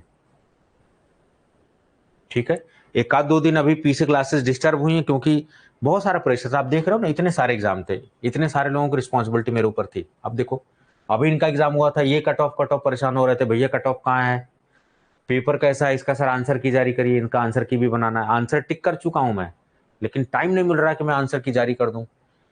एम्स पटना वाले दिए थे, ये परेशान हो रहे थे कि सर हाय तौबा मच गया था इनके में, बहुत लोगों का अच्छा पेपर हुआ, लेकिन दो चार लोगों खराब हो गए तो परेशान होने लगे। फिर अभी एम्स रायपुर वालों का भी आज डेट आ गई उनकी, और एग्जामिनेशन डेट, और ओडीआई का भी रिजल्ट आ गया, तो बहुत सारी चीजें बैक टू बैक चल रही थी, तो इनका भी ध्यान रखना होता है थोड़ा सा। आप लोग भी अगर कभी का दिन क्लासेस मिस हो जाए तो इतना परेशान मत हुआ करिए। ठीक है, मुझे फिक्र रहती, मुझे चिंता रहती हर बैच की, because it's not about money, it's about your trust. Sir important drugs for dose remember please specify कर दीजिए। देखिए ऐसे एक एक ड्रग को ढूंढ पाना तो बड़ा मुश्किल हो जाएगा। फिर मैंने आपको ट्रिक दिया है कि जब भी आप क्लासिफिकेशन पढ़िए, जो क्लास जैसे कैल्शियम चैनल ब्लॉकर, उसकी निफिडिपिन है, तो निफिडिपिन के बारे में अच्छे से पढ़ लीजिए। सर आपके वीडियोस कंटेंट सफिशिएंट है प्रिपरेशन के लिए, या फिर अलग से भी देखना पड़ेगा? जिन भी टॉपिक के वीडियोस आ चुके हैं, जो सिलेबस कवर हो चुका है, मोर देन सफिशिएंट। लेकिन अगर आपके पास टाइम है तो आप स्टैंडर्ड बुक से उन टॉपिक्स को पढ़ सकते हैं, लेकिन एक ही टॉपिक को उस कोचिंग से वहां के नोट से वहां से कोई मतलब नहीं है। मोर देन सफिशिएंट है कंटेंट। 1 महीने बाद AIIMS Bhubaneswar, sir trend of previous year question paper of same state और डिफरेंट स्टेट टू फॉलो। सब पढ़िए आप कीर्ति जी, सब अब जितने फार्मासिस्ट एग्जामिनेशन हुए सबको पढ़िए, क्योंकि सबका सिलेबस डिप्लोमा बेस्ड ही है। तो आप ये मत सोचो कि ये एसआईसी है, आरआरबी है, सीजीएचएस, इसका नहीं पढ़ो, पढ़िए आप उसको भी पढ़िए। ठीक है, ट्रेंड को पकड़िए आप इसके। चलिए, और कुछ सर जीपैड का फार्मास्यूटिकल में कोई बेनिफिट्स मिलता है? देखिए रोहित जी, जीपैड का आपको रोल केवल इंपॉर्टेंट मिलता है कि आपके अंदर एक कॉन्फिडेंस आती है, आपको स्कॉलरशिप मिलती है, लेकिन अब वो बंद हो गई है 2023-24 सेशन से। अब केवल जीपैड देने का बस इतना फायदा है कि आपको अच्छे कॉलेजेस मिलेंगे। कुछ लोग इस पे अफवाह भी फैला रहे हैं अपने प्लेटफॉर्म पर। पीसीआई के जो चेयरमैन है वो आए भी, उनकी छोटी सी बात को उन्होंने बहुत बढ़ा चढ़ा के बोला। आप ये सोच के देखिए कि सरकार, मैं सरकार के खिलाफ नहीं बोल रहा हूं, ठीक है, मैं एक टीचर हूं, मेरा पढ़ाना धर्म है। अभी आप देख रहे होंगे टीचर की कंट्रोवर्सी भी चल रही है, बहुत सारी चीजें। सो किसी भी प्लेटफॉर्म को पॉलिटिकल एजेंडे के लिए यूज नहीं किया जाना चाहिए, इस चीज में स्ट्रांगली बिलीव करता हूं। शिक्षा के लिए उसको यूज करना चाहिए। तो सरकार के आप पैटर्न को समझिए, गवर्नमेंट इज वर्किंग ऑन किस पे? Minimum government maximum governance, efficiency पे काम कर रही है, ट्रांसपेरेंसी पे काम कर रही है सरकार। ठीक है, तो जो scholarship AICT is the funding body, AICT funding body है रिसर्च के लिए। एक्चुअली मैं सच बताऊं तो देखिए, बुरा मानने वाली बात नहीं है, गवर्नमेंट हमारी रिसर्च पे काफी पैसे दे रही थी। यस, अभी आरएनडी सेक्टर पे जीडीपी का बहुत कम परसेंट यूज किया जा रहा है, it need to be explored. जैसे सभी लोग करें कि इसरो का बजट बढ़ा देना चाहिए, बिल्कुल होना चाहिए, मैं भी इस बात से सहमत हूं। लेकिन कहीं ना कहीं जब आप ग्राउंड पे देखोगे ना, मैं जैसे सीएसआईआर जैसे इंस्टीट्यूट में काम कर रहा था, no doubt that is a best institute आप कह सकते हैं, सीडीआरआई वगैरह। बट एक्चुअल जब आप ग्राउंड लेवल देखेंगे ना कि फंड बड़े बड़े 500 करोड़ 100 करोड़ आते हैं, वो सारे फंड यूज नहीं हो रहे हैं, बहुत सारा फंड मिसयूज भी हो जा रहा है, अनयूटिलाइज फंड है। ठीक है, आउटपुट नहीं आ रहा। आप 10 साल का जितने भी सीएसआर इंस्टीट्यूशन, आप 10-15 साल का इनका रिव्यू करिए, इनका आउटपुट क्या है बहुत ज्यादा आप देखिए। क्योंकि साइंटिस्ट ज्यादातर वो स्लैब पे जा नहीं रहे हैं, जो एसआरएफ जेआरएफ है उनसे काम करवा रहे हैं, जो जूनियर ट्रेनिंग कर रहे हैं उनसे काम करवा रहे हैं। उनमें वो चीज अभी आ नहीं पा रही, वो सीख नहीं पा रहे हैं। जब तक आप स्लैब वर्क साइंटिस्ट हो चाहे कोई भी हो, जब तक आप लैब की जिम्मेदारी नहीं लेंगे, स्लैब वर्क नहीं काम करेंगे, डिपार्टमेंट आपका बढ़ेगा नहीं, एक्चुअल होगा नहीं। तो मेरा ये कहने का मतलब है कि जीपैड की जो स्कॉलरशिप है वो आईसीटी फंडिंग कर रही थी, लेकिन कहीं ना कहीं सरकार के दिमाग में भी ये भी चल रहा है कि भैया इसका आउटपुट भी तो आना चाहिए। जब रिसर्च पे इतना फंड हो रहा है तो अभी सरकार ने कहा कि भैया कि अपना खुद का भी आप फंड जनरेट करिए। तो सीएसआईआर बड़े बड़े इंस्टीट्यूट क्या कर रहे हैं, इंडस्ट्री का प्रोजेक्ट ले रहे हैं बहुत सारे, वो खुद भी फंड जनरेट कर रहे हैं। तो जब खुद से फंड जनरेट करेंगे तब समझ में आएगा कि एक्चुअली पैसा कैसे आ रहा है, किस तरीके से आ रहा है। स्कॉलरशिप भी हम दे रहे थे आपके रिसर्च एक्टिविटीज को प्रमोट करने के लिए, लेकिन आप सोच के देखो एम फार्मा में बहुत बच्चे जो पेपर भी लिख रहे हैं, बी फार्मा में लिख रहे हैं, कि मोस्टली ऐसे ही करके निकल जा रहे हैं, स्कॉलरशिप लेके निकल जा रहे हैं। एक्चुअल जो रोल है कि वो 12,400 आपको मिले, आप रिसर्च एक्टिविटीज में प्रमोट करो, फैसिलिटीज आपकी बढ़े, वो फैसिलिटीज बढ़ नहीं रही है, रिसर्च आउटपुट आ नहीं रहा है। तो सरकार को ऐसा लगा होगा कि आउटपुट तो आ नहीं रहा 12,400 देने का, इसको क्लोज कर देते हैं। तो जब सरकार ही फंड रोकने को उसमें है, उसको फंडिंग बॉडी, तो दूसरी फंडिंग बॉडी को कैसे अलॉट कर देगी, मुझे नहीं लगता कि ये कोई सेंस बनाने वाला है। कि जो लोग कोचिंग वाला अफवाह फैला रहे हैं कि सर ये पीसीआई के चेयरमैन आए तो उन्होंने आश्वासन दिया, एक्चुअली ऐसा नहीं होने वाला है। अगर देना होता तो दूसरे फंडिंग बॉडी की जरूरत क्यों होती, एआईसीटी ही खुद दे देता। ठीक है, तो सरकार को ऐसा लग सकता है या लग रहा है कि भाई आउटपुट नहीं आ रहा उस तरीके का। रिसर्च एक्टिविटी को प्रमोट करने के लिए दिया गया था, इंफ्रास्ट्रक्चर को बेहतर करने के लिए दिया गया था, बट वहां तो दिख नहीं रहा रोल। तो सरकार इस वजह से शायद इसको बंद कर रही है। तो जीपैड देने का बस आपका फायदा यही रह गया कि आप अच्छे कॉलेज में जाओगे, अच्छे कॉलेज में जाओगे तो अच्छे इंफ्रास्ट्रक्चर आप सीखोगे, अच्छे टीचरों से इंटरेक्शन होगा, ऑल इंडिया लेवल के बच्चे पढ़ेंगे तो एक्सपोजर आपको होगा, साउथ के बच्चों से आपका एक्सपोजर होगा, साउथ के बच्चों का नॉर्थ के बच्चों से एक्सपोजर होगा, ईस्ट वेस्ट के बच्चों का एक्सपोजर होगा, कल्चरल एक्सचेंज होता है, सारी चीजें आप, बहुत सारी चीजें होती हैं। तो बाकी इंडस्ट्री में कोई जीपैड का बहुत ज्यादा रोल नहीं होता है। इंडस्ट्री में काम करने वाले बंदे टेक्निकल एक्सपर्टीज ही होता है। कोई बंदा नॉन जीपैड है, कोई बंदा जीपैड कर गया है, लेकिन अगर एक्सपर्टीज है, काम करके वो सही से दे रहा है, डिसीजन सही से ले रहा है, तो नॉन जीपैड कैंडिडेट को they are going to prefer more. Even industry को काम चाहिए होता बंदा। इंडस्ट्री में रिक्वायरमेंट ये है, हम पढ़ा पढ़ा के बच्चों को किताबी कीड़ा बना रहे हैं। तो दोनों में फर्क है। इंडस्ट्री के लिए जब हम बच्चों को तैयार करते हैं तो उसके हिसाब से हमें अप्रोच करना चाहिए। कंपटीशन के लिए तैयार कर रहे हैं तो अप्रोच अलग होना चाहिए। ठीक है, तो जो रिक्वायरमेंट है उसको मैच करना चाहिए। तो जीपैड देने का आपको स्कॉलरशिप आपको मिल नहीं रही है, इंडस्ट्री में बहुत ज्यादा इसका रिकॉग्निशन नहीं होने वाला है। केवल और केवल आपको बस ले दे के फायदा ये होगा कि आप नाइपर के लिए एलिजिबल हो जाओगे, स्कॉलरशिप आपको वहां मिलेगी। और नाइपर एक पायोनियर इंस्टीट्यूट है, एक बढ़िया इंस्टीट्यूट है जो आपको रिसर्च वगैरह एक्टिविटी प्रमोट करता है, इसलिए जो है स्कॉलरशिप वहां भी बंद नहीं की गई है कि चलने दीजिए, क्योंकि उसके नाम में रिसर्च लिखा हुआ है। तो नाइपर अभी रिसर्च में काफी अच्छा काम कर रहा है, कई इवन कई सीएसआर के इंस्टीट्यूट से बढ़िया काम कर रहा है।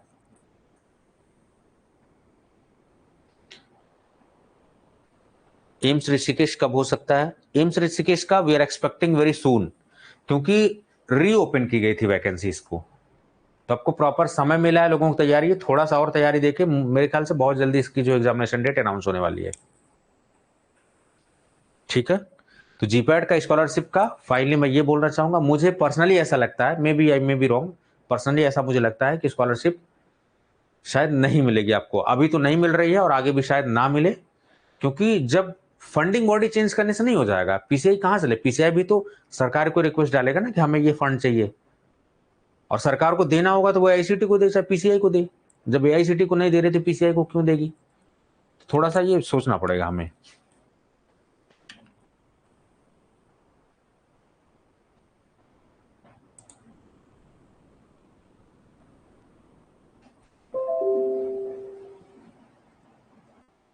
चलिए, और कोई क्वेश्चन है तो पूछ लीजिए, 10:30 हो गए हैं। सीखिए, फार्मेसी एग्जाम प्रिपरेशन करना बहुत मुश्किल हो रहा है। बिल्कुल, जॉब के साथ कॉलेज के साथ मुश्किल होता है, लेकिन उसके लिए आपको स्मार्ट बनना पड़ेगा। देखिए ध्यान से, जॉब के साथ और कॉलेज के साथ एक पैटर्न मैं बता रहा हूं। कॉलेज में पढ़ने वाले बच्चे क्या है कि एग्जाम से 2 घंटे पहले पढ़ के पास हो जाते हैं। सारे इंजीनियर भी वैसे बनते हैं, फार्मासिस्ट भी वैसे मोस्टली बन जाते हैं। यही पैटर्न रहता है। लेकिन अब आप कंपटीशन में उतर चुके हो, तो आप जो बच्चे मौज मस्ती करने वाले हैं, मौज मस्ती आप भी करिए, but you need to be disciplined. वो तो उनके लिए पूरा दिन वही है कि भैया एग्जाम से पहले 2 घंटा पढ़ना है, पास हो जाना है, बैक आ जाए, दुनिया जाए, कुछ भी उससे मतलब नहीं है। लेकिन आपको अपनी अप्रोच चेंज करना पड़ेगा, क्योंकि आप सेमेस्टर के साथ साथ आप कंपटीशन की भी तैयारी कर रहे हो। 2 अप्रोच है, वही सिलेबस देखिए, प्रीवियस ईयर क्वेश्चन पेपर देखिए, और जो करंट सेमेस्टर में आपका चल रहा है, जैसे बी फार्मा का कैंडिडेट है तो जो करंट सेमेस्टर में सब्जेक्ट चल रहा है वो पढ़िए, और ये देखिए कि क्या वो सब्जेक्ट आपके फार्मासिस्ट के कंपटीशन एग्जाम में आ रहा है, दोनों को अलाइन करके पढ़िए। तो अब ये सब जैसे सूटिक्स पढ़ रहे हैं, सूटिक्स आपको पता है यहां भी आ रही है, यहां भी आनी है, तो सूटिक्स को आपको खाली कॉलेज के यूनिवर्सिटी के लिखने के एग्जाम के हिसाब से नहीं तैयार करना है, आपको कंपटीशन के हिसाब से भी तैयार करना है। तो आपको अपनी अप्रोच चेंज करनी पड़ेगी। तो आप क्या करिए, जो और अदर सब्जेक्ट हैं, चाहे 1 या 2 आप पढ़िए जो आपके करंट सेमेस्टर में नहीं है। दूसरी बात, करंट सेमेस्टर के सब्जेक्ट को इस सिलेबस में कौन कौन से टॉपिक, कौन कौन सब्जेक्ट मैच हो रहे हैं उसको अलाइन करिए, और इस सब्जेक्ट को कंपटीशन के हिसाब से और कॉलेज के हिसाब से, दोनों के हिसाब से पढ़िए, और 1 या 2 सब्जेक्ट एक्स्ट्रा पढ़िए जो आपके कॉलेज में नहीं आ रहे हैं। इस तरीके से आप मैनेज कर सकते हो। दूसरी बात, ऐसे वो लोग जो जॉब में हैं, देखिए जॉब में, प्राइवेट जॉब में बहुत टेंशन है, बहुत किचकिच है। अगर 50,000 दे रहे हैं तो खून चूस ले रहे हैं, बिल्कुल। इस प्रैक्टिकली मैं बोल रहा हूं आपको, जॉब में बहुत सारी किचकिच है, मेंटल प्रेशर है। 9 से 5 आप काम करो, 5 बजे बाद भी आप दिमागी रूप से फ्री नहीं, वही चल रहा है कि रिपोर्ट बनानी है, ये है, ब्ला ब्ला फलाना सब चल रहा है, वो तो मेंटली प्रेशर होगा। तो ये कहना कि जॉब में रह के टिपिकल है, बिल्कुल टिपिकल है। लेकिन ये भी मान के चलिए कि जो लोग जॉब में रह के सिलेक्शन ले रहे हैं, they are more time efficient, time management उनका बहुत तगड़ा है। मेट्रो में चलते चलते पढ़ ले रहे हैं, वो अपने ही नोट्स का वॉइस रिकॉर्डिंग करके सुन ले रहे हैं फ्री टाइम में, अपने ही नोट्स की पीडीएफ बना के उसको स्क्रॉल कर करके पढ़ रहे हैं, वो शॉर्ट बना ले रहे हैं। तो जो जॉब में है उनको टाइम मैनेजमेंट पे काम करना पड़ेगा। भाई 9 to 5 आप जॉब कर रहे हो, 2 घंटा रेस्ट करिए, फिर देखिए आपका फ्री टाइम कब है। खाना बना रहे हैं तो खाना बनाने का थोड़ा सा सिस्टम देख लीजिए, तो बाहर से खा लीजिए, या फिर खाना बनाने वाले कोई आते है उससे बनवा लीजिए। आप समय आपको बचाना है, आपके लिए समय इंपॉर्टेंट है, ठीक है। टाइम मैनेजमेंट आपको करना पड़ेगा। आप अपने नोट्स की वॉइस रिकॉर्डिंग अपनी आवाज में कर लीजिए, सेव कर लीजिए फोन में, उसी को कान में लगा के सुनते रहिए।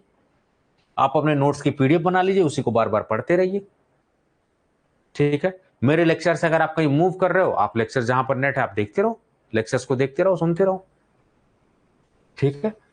किताबी कीड़ा मत बनो, लेकिन टाइम को मैनेज करो। आप तो जॉब के साथ भी मैनेज कर सकते हो, कॉलेज के साथ भी मैनेज कर सकते हो। इस बात पे भी मैंने मुद्दे पे बात कर लिया।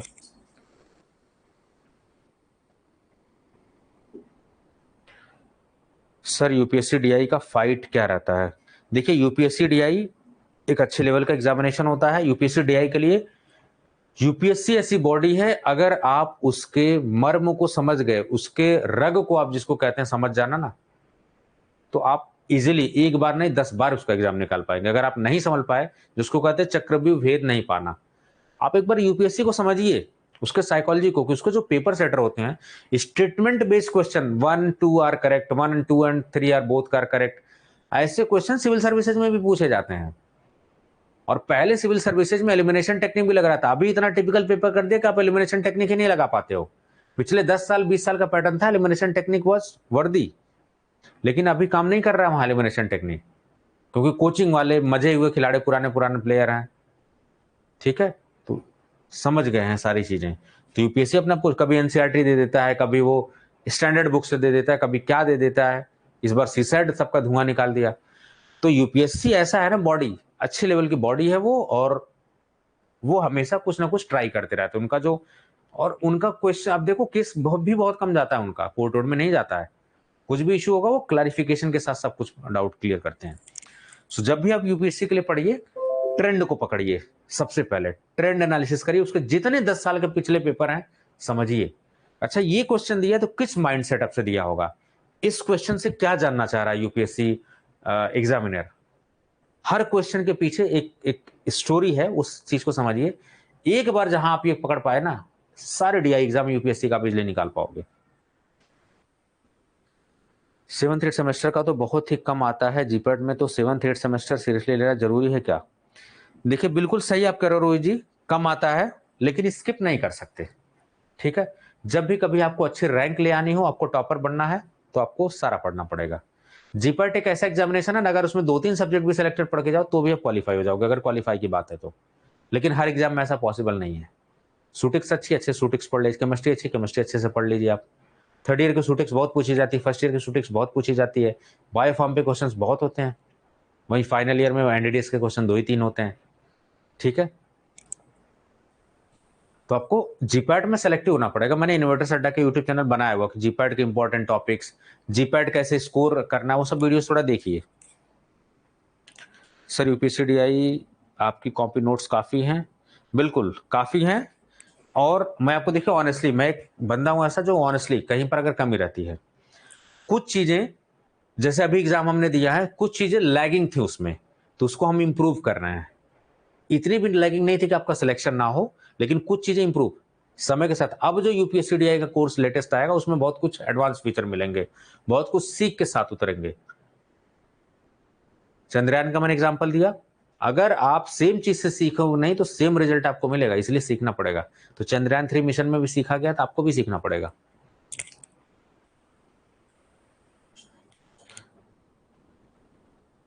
एम्स फार्मासिस्ट में एनडीडीएस नहीं है, लेकिन introduction to novel drug delivery system करके चिंदी से टॉपिक डाल दिया हुआ है उन्होंने, और वो चिंदी से टॉपिक बहुत बड़ा है।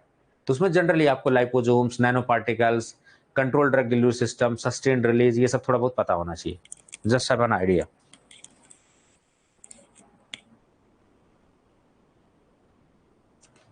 ठीक है, मेरे ख्याल से मैंने आपके 85 क्वेश्चन के सवाल के जवाब दे दिए होंगे, but if you are having more questions you can ask. ठीक है, लाइव क्लास इसीलिए हो रहा है, आप 11:15 बजे तक जगे हुए, इट मीन्स कि आपके लिए समय इंपॉर्टेंट है और आप इस क्लास को अहम समझ रहे हो, तो जाहिर सी बात है सीखने वाली बात है। बहुत सारे मुद्दों पे आज मैंने बात किया, तो ये वीडियो जिन भी बच्चों के पास पहुंचेगी डेफिनेटली उनके लिए गेम चेंजर होने वाला है। चलिए सर, एएनएस सीएनएस का भी स्टार्ट होगा, करवा दूंगा सौरभ जी, करवा दूंगा। ठीक है, सीएनएस एएनएस थोड़ा बड़ा टॉपिक, इसलिए उसको ज्यादा छेड़ा नहीं मैंने। सर जीपैट का डीआई में बेनिफिट मिलेगा, बिल्कुल मिलेगा बेनिफिट। समुद्र मंथन बैच है, उसको इस तरीके से डिजाइन किया कि फार्मासिस्ट, जीपैट, डीआई सब आप उससे दे सकते हो। ठीक है,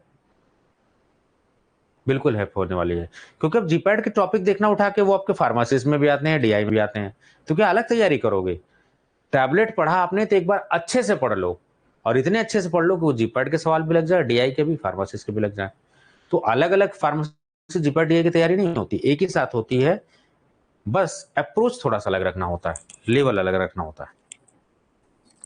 अगर आप कॉन्सेप्ट के साथ साथ फैक्ट चल रहे हो तो आपका जीपैट, फार्मासिस्ट, डीआई सबकी तैयारी एक साथ हो रही है।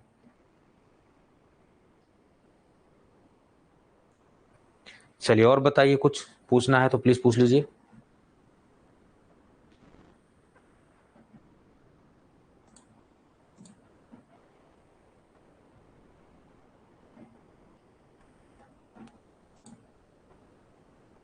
ठीक है, सो मेरे ख्याल से जो मुझे आज बताना था, समझाना था, इंपॉर्टेंट चीज है कि जो गलतियां हुई हैं उससे आप भी सीख लीजिए, उससे मैं भी सीख लूं।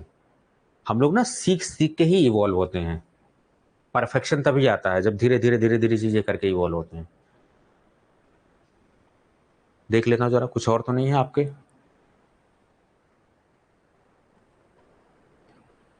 सर एम्स रायपुर का सिलेबस कहाँ से मिल सकता है? मैंने बताया आपको, एडवर्टाइजमेंट में दिया हुआ है एम्स का सिलेबस।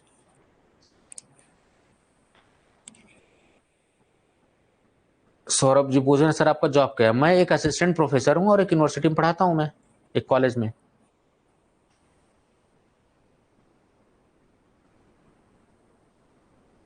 मैं फार्मास्यूटिक्स का टीचर हूँ सौरभ, फार्मास्यूटिक्स का। I am the faculty for pharmaceutics.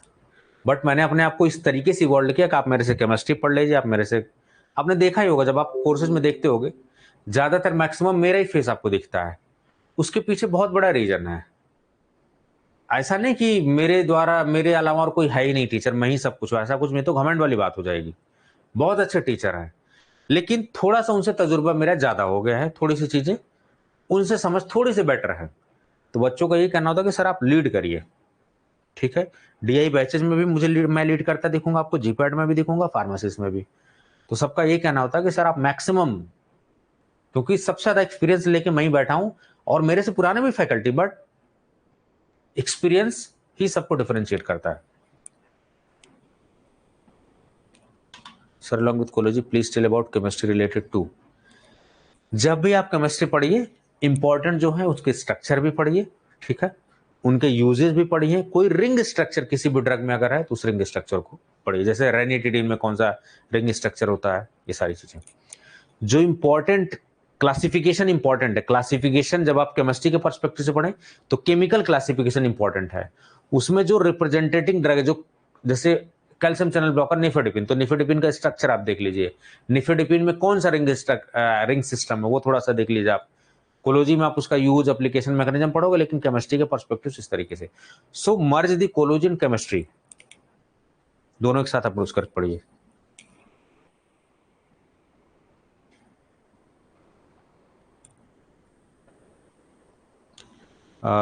Yagnik sir आपको जानते हैं, पूछ रहा है क्योंकि मैंने उनसे पढ़ा था।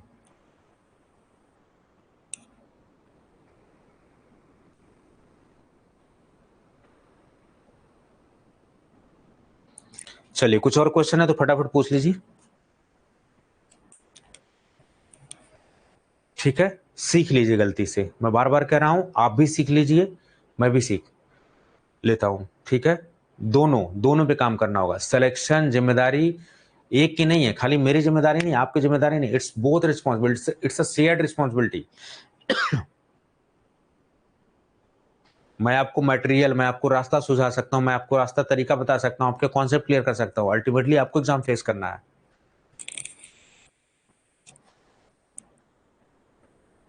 Please take my question.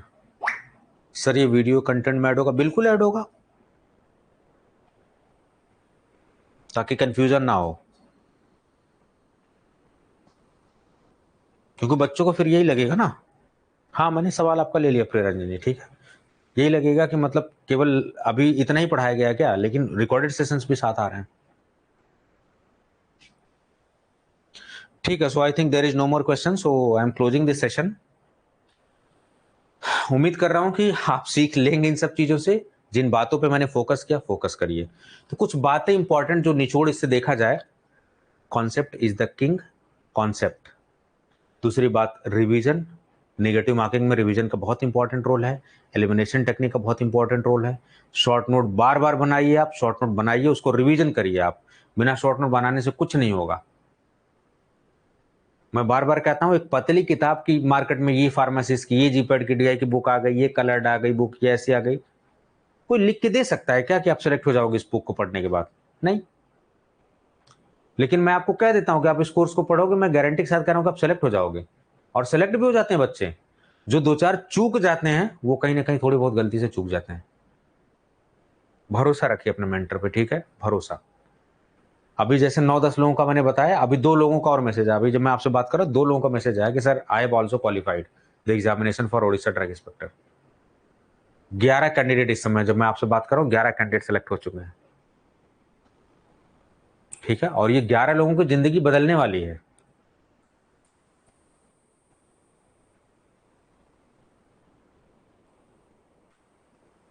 हाँ, डिवाइस से क्वेश्चन आया था डीआई में,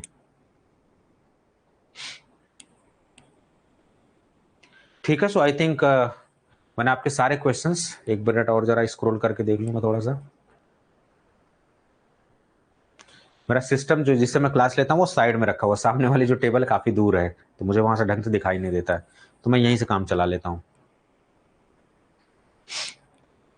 कम बजट में काम चलाना होता है ना, अब वहां लगाओ स्क्रीन, वहां ये करो वो करो, सब दुनिया भर की चीजें हैं।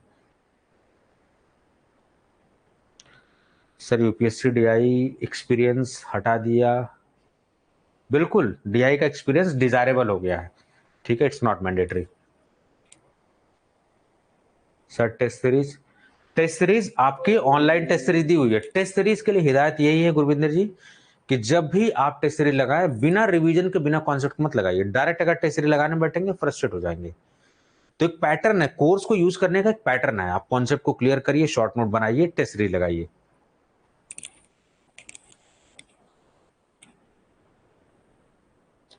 कंटेंट ऑप्शन में, जब स्टोर ऑप्शन में आप जाएंगे, कंटेंट ऑप्शन में online test series, there is a folder.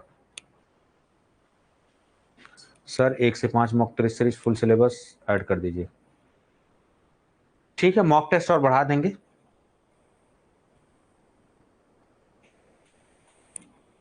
मेरे आप किसी भी कोर्स में देखोगे बहुत ज्यादा टेस्ट सीरीज नहीं मैं देता हूं, 15, 20, 25, 30 यही है बस। क्योंकि टेस्ट सीरीज की सच्चाई मुझे पता है, पिछले 10 साल से मैं जान रहा हूं।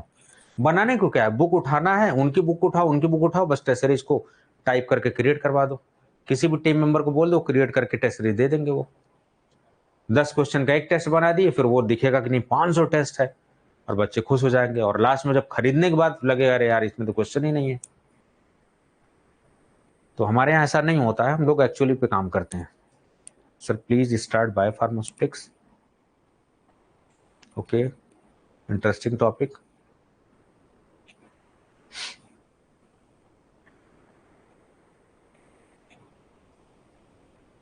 ठीक है सौरभ जी, ठीक है। So I think there is no more question, so I am closing the session. Thank you so much for your time. उम्मीद कर रहा हूँ कि आपको चीजें सीखने को मिली होंगी। पैनिक मत होइए, जो भी स्ट्रेटजी मैंने बताई उसको आप फॉलो करिए। Trust me, you are going to create a history. So thank you so much once again. अपना ध्यान रखिए। नमस्कार।